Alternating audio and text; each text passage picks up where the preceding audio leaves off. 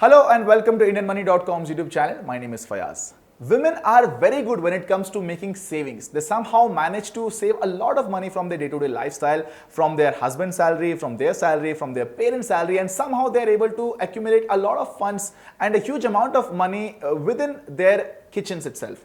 But when it comes to taking this entire skill set to the next level, which is insurance, which is investments, which is probably tax planning, they often get scared with these complicated terms and they often tend to run away from it. But these things might sound very complicated, but they are actually not complicated and they are very much simpler. And in fact, there are so many ways and platforms by which people can actually learn about all these things without even going to a formal education platform. It can be a school or college. You don't have to have a commerce degree to understand about tax planning. It is so easy that if at all you can sit down at your home and probably watch a couple of videos or read a couple of articles, you'll be able to grasp complete knowledge about it.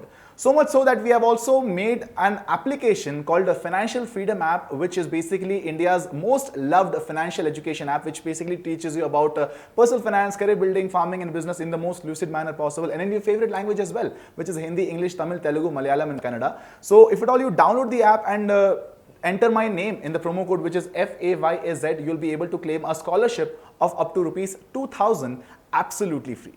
So now coming back to this video, let's understand what are the 4 important tips which women have to keep in mind in order to become a better person when it comes to managing their money and in order to also become a richer version of themselves. So without a further ado, let's get straight to the point.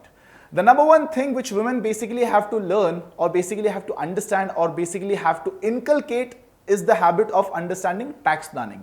Tax planning, as I've mentioned, is a little complicated and often people get scared of it and they often run behind their CAs or probably hide behind their CAs also and let the CAs decide on behalf of them, and basically a CA takes control of your life, of your expenses, of your bank account, and even he will be able to make decisions on your behalf, which is actually not good. You should also understand what the CA is basically doing whenever he is filing your taxes. You should ask him questions and you should show interest, because often when people leave all the details of the tax planning on their CA completely, you might not find the right kind of CAs. I mean, in most cases, you might find people who might cheat on you, who might probably charge a bomb in terms of the fees, because they will be very aware about the fact that you don't know anything about finances, you don't know anything about tax planning, and maybe they'll be able to take advantage of this particular weakness of yours. So don't let this thing happen with you. Understand about tax planning, understand about the various complicated terms. There are so many ways in which you can learn about it today. You can talk to your friends, you can talk to your colleagues, you can talk to your family members, and I'm pretty sure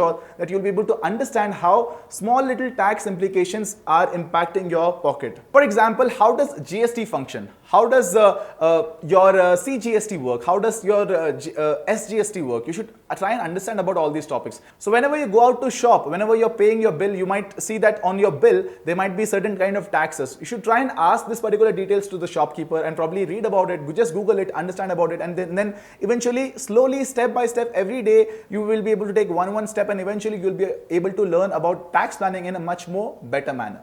So the next thing that you have to keep in mind is health insurance. A lot of people tend to ignore this particular topic on purpose because they feel that, you know what, I'm taking care of my health properly. I'm eating like healthy, high fiber diet. I'm going out to gym regularly. I'm also using stairs. I'm not using elevators, and I'm a fit person. Why do I need health insurance?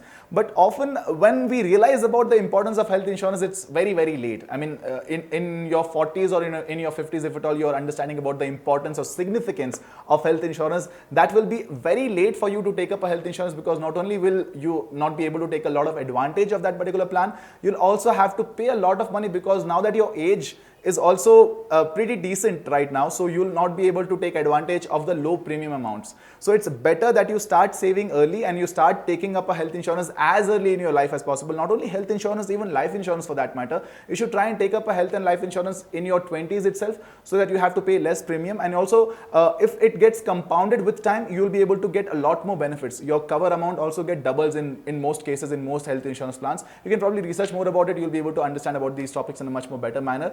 And then going forward, the next thing that you have to keep in mind is the idea of having a retirement planning in place. I know a lot of people also have this particular feeling that, you know what, we are young right now. I'm making my investments in terms of reading a lot of books, in terms of attending a lot of seminars, in terms of traveling, exploring different cultures, different kind of lifestyles, etc., etc. So I'm trying to enhance my body and my intellectual level. But what about your finances? Today, you are able to take care of all these kind of expenses because you are not dependent on anybody else. You have your salary, or maybe your business income, or maybe your rental income to take care of it. But tomorrow, when you will be retired, who will be able to take care of all these particular things? You will not be able to manage all these kind of expenses, and probably you will not be able to maintain this kind of lifestyle also. So if at all you want to live like a king even after your retirement, it's very, very necessary that you maintain frugality right now, and maybe eventually with time you'll be able to develop your lifestyle in a much more better manner, because you have done your amount of savings and investments at the right time. So it's necessary, it's important that as a woman also, you need to start saving as early as possible. Do not really depend on your husband for taking care of your expenses and taking care of your lifestyle. You should also have your finances in place. And last, but definitely not the least, the one thing that you have to keep in place is that you need to have emergency fund also. A lot of women have this tendency that they completely depend on their family members. It can be their husband, their children, or their parents, and they do not really have surplus cash with them. But it's very, very necessary that in a family that you should maintain some amount of money, at least like 2 or 3 months, or at least 1 year worth of your monthly expenses saved in a savings bank account, which can be utilized for your worst case scenario. For example, tomorrow, if at all any one member of your family loses your job, maybe you lose your job tomorrow. So to find the right kind of job, it might at least take you like 2 or 3 months, or probably if at all there is another lockdown in the country tomorrow. So what will you do? How will you be able to take care of your family expenses? How will you be able to take care of your entire lifestyle? So it's extremely necessary that you maintain some amount of money as liquid fund, as emergency fund, because you don't have to then liquidate your major investments, which you are probably doing for your dream house, or maybe for your dream car, or maybe for your dream retirement. So do not really do that. Don't liquidate from that particular money which you are saving for some other purpose. Take money out of this particular thing which is saved in your bank account, so that it's easily accessible, it's easily available, and you'll be also able to take care of your emergency situations in the worst case scenarios. So if at all you want to learn about all these topics in a much more detailed manner, in a much more simpler way, in the most simplest way possible, in fact, you can download the Financial Freedom app. There we have made more than 65 plus courses which are available in 6 different languages, which are Hindi, English, Tamil, Telugu, Malayalam and Kannada, which will explain you about all these topics like personal finance, career building, farming and business in a much more lucid manner. So if at all you download the app today, and if you enter my name in the promo code, which is FAYAZ, you'll be able to claim a scholarship of rupees 2,000 absolutely free. Make the most of this beautiful chance and leave your feedbacks in the comment section. And don't forget to like this video and share this video with your friends and family as well. Until next time, my name is Fayaz. You're watching IndianMoney.com.